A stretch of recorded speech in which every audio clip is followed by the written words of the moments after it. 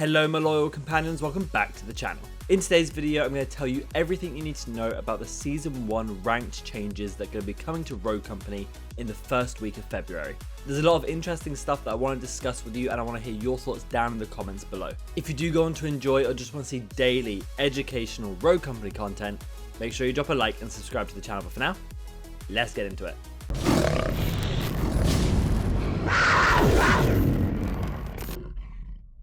I made a video about the Season 1 changes we can expect to see from what we saw from the Hi-Rez Expo, like the new Rogue, new map, and some of the initial changes, but they've now given us a few more details about the rank changes specifically that I wanted to bring to you guys. But just a reminder that Season 1 of Rogue Company will kick off in the first week of February. That is when the ranked reset will happen and all these changes I'm about to mention will be going forward. But yes, that first point is that there will be a ranked reset going off when Season 1 kicks off. So we'll all go back down to 0 and have to start the ranked climb again. One of the big changes to the rank system is actually the setup of the ranks themselves. There are now 6 tiers, which are bronze, silver, gold, platinum, diamond, and rogue to finish off. And within those 6 tiers are 5 divisions each. So that will be bronze 5, bronze 4, bronze 3, bronze 2, bronze 1, silver 5, silver 4, and so on, all the way to rogue, where you'll go from diamond 1 to rogue. There's no extra divisions within rogue, it's just simply that one within it. And another interesting feature they're adding with this tier system is that when you go up a tier, so from bronze to silver, not from bronze 2 to bronze 1, but from bronze to silver, an entire tier, you'll get a grace period of 3 games where you can't demote, which allows you just to shake off a bad match or whatever it may be. If you just go on a little bit of a lost streak immediately after promoting, you won't be punished for the first 3 games. I like the look of this overhaul. It brings it more in line with other games. It is more familiar to me personally, and I do like that change. However, that's not really the core issues that we had with the rank system. It was with the matchmaking, and they have looked at addressing this somewhat. The first thing they're doing to help with the matchmaking, help balance out where people sit within these ranks, is by giving us 10 placement matches. These 10 placement matches will help us figure out exactly where we're going to sit on the initial ranked system. I don't know exactly where you can start from. I imagine you can't go straight into rogue if you win all 10.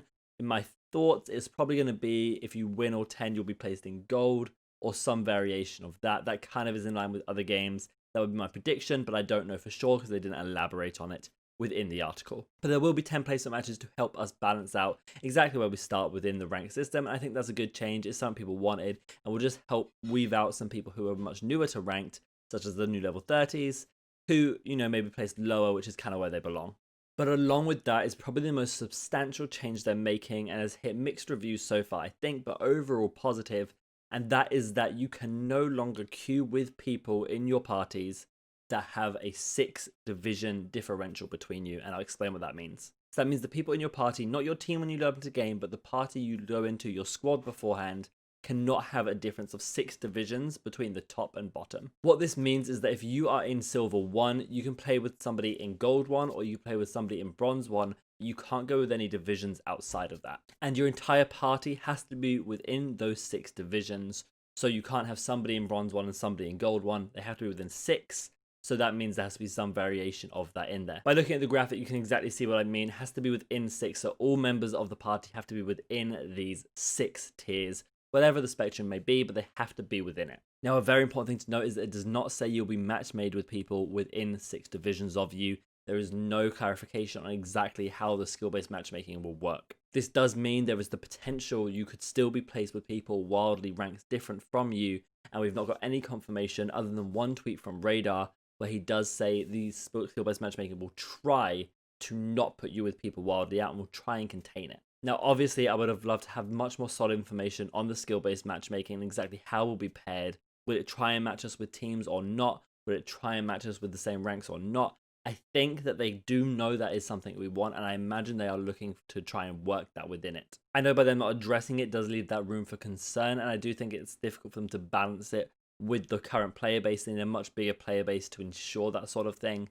However, it is definitely something that I'm hopeful will be implemented in somewhat, or at least a lot stronger than it is in the current ranked system. A lot of where my hope comes from actually is just the fact that they added in this party system to detect when somebody is within 6 divisions of you, which in theory means that the game can now detect your rank and the ranks of others compared to you and so should be able to sort of weave that into the matchmaking without too much difficulty as well. Again, I do not know exactly how that's going to work. I'm very hopeful for it, but we'll just have to see when we get into it, and hopefully they will address it at some point. I have asked Scott Gandy, but he's not been able to get back to me, but I will keep you updated if I hear anything different about the skill-based matchmaking specifically. The other thing that's not elaborated on the article, but I think is quite important, is the XP gain and loss. We do know that you gain and lose XP based off winning. It's still the win format of victory to gain, a loss to lose, but we don't know the exact numbers within these new tiers or even the divisions. When talking about it on stream, I came up with a kind of cool idea of how I think it should work, because I do think that plus 24 minus 6 for everybody is not a good rank system. It's just how many games can you play on a 20% win rate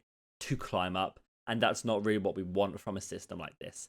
However, I do understand that there is no solid MMR within the game currently, so there's no way of really detecting how good you are and how much you should win or lose. So there probably is going to be a set amount of XP gain and loss throughout the tiers. In my head, the best way this can work though is something like this. In bronze, you gain plus 24 minus 6. In silver, you gain plus 22 minus 8. In gold, you get plus 20 minus 10. In platinum, you gain plus 18 minus 12. In diamond, plus 16 minus 14. And in rogue, you go to the plus 14 minus 16 that we see in the current rank system. The reason I think this would work is because it means it's harder to climb the higher you get up. And that is kind of exactly what we want. It may not be perfect, it may not be based off your performance, and it may not be based off of, how many loss streaks or win streaks you're on, but it is a step in the right direction and balancing it through the different tiers. And it does allow, that means that kind of when you get into diamond, you have to sort of be on a 50% win rate or higher to sort of be climbing effectively. And as you get to platinum again, your win rate needs to be better to climb quickly. And I think that's just a slightly better balancing, while we won't have any form of solid MMR within the system, which is to be expected in a game so young with such a small player base respectively to other games. So we do have to sort of give them the lenience in that sense. That's pretty much all the changes though for the ranked system. I think there's some really good steps in the right direction. I would have loved more clarification on the skill-based matchmaking, but let me know what you guys think down in the comments below. Do you think this is a step in the right direction? Do you want to know more about skill-based matchmaking? Let me know in the comments. Okay then guys, that's going to take us to the end of the video, and if you did enjoy, make sure you leave a like and subscribe to the channel. You can also come follow me on twitch.tv/RADTHARGAMING to see live gameplay commentaries, guides, Q&As, and playing with viewers. Remember, if you're buying anything from the Epic Games store, whether it be Rogue Company, Roguebucks, or anything on any other Epic games such as Fortnite, you can use my creator code RADTHARGAMING at checkout to help support this channel for absolutely no cost to yourself. All the links you need, guys, are going to be in the description below, but for now, I hope you have a fantastic day. And remember, be loyal, be brave, be relentless, and I'll catch you in the next video.